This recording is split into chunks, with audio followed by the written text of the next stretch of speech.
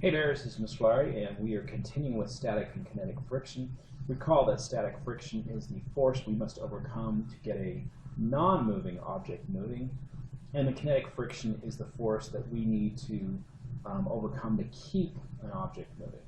Also recall that we've got force of static friction is F sub S, force of kinetic friction is F sub K, and I've got this mu, this Greek letter U, and that is the coefficient of friction. 0 to 1, 0 being no friction, so something is super slick. Think of an ice rink in the hockey puck. And then the 1 would be, no or maximum friction. All right, so this is question variation 2. In the previous one, we actually were given our coefficient and our normal force, and we solved for the force of static friction. And in this next example, we're actually going to rearrange this equation a little bit. All right, so as usual, let's write down our guess system, our givens and our unknowns and so forth. All right, so although the pile of leaves and the tarp still weighed 580 newtons, once the family that raked and wrapped them up got the huge bundle moving, it was easy to keep moving. They estimated they were applying 93 newtons of force to keep the pile moving. What's the coefficient of sliding friction? So we recall that we had a weight force, it's 580 newtons. And remember, we have this picture, so let's slide this up for you. So I've got these leaves on the ground, and we have a weight force.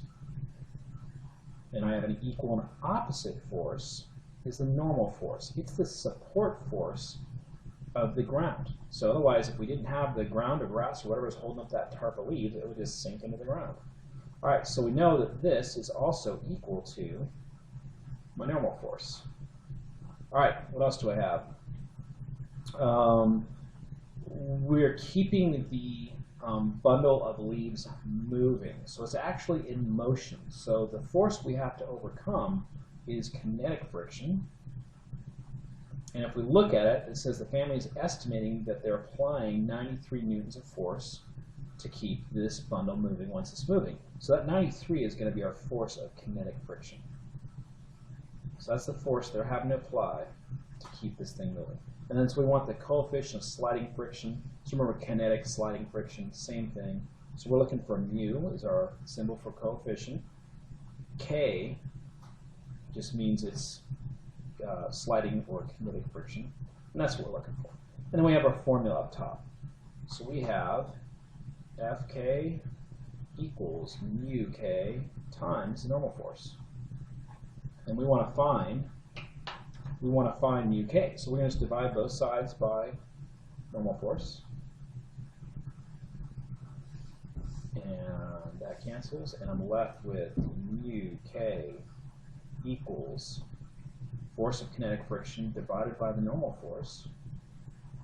I'm going to go ahead and plug these in. So I've got 93 newtons is my force of kinetic friction.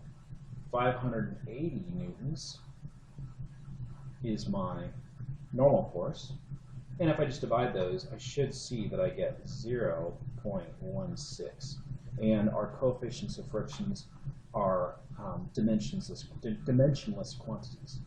All right, Barry, so you have 3 more to practice on. Really kind of only 2 variations with this problem. I'm either going to ask you to calculate the coefficient of friction, and if it's kinetic, you're using this equation. Static, you're using this equation. There's a little typo that it should just be equals. But they're really the same thing. What you also need to know is kinetic is between 2 surfaces that are moving, and static is between 2 forces that are not, 2 surfaces that are not moving. All right, so 3 more problems to practice. I'll see you guys next time.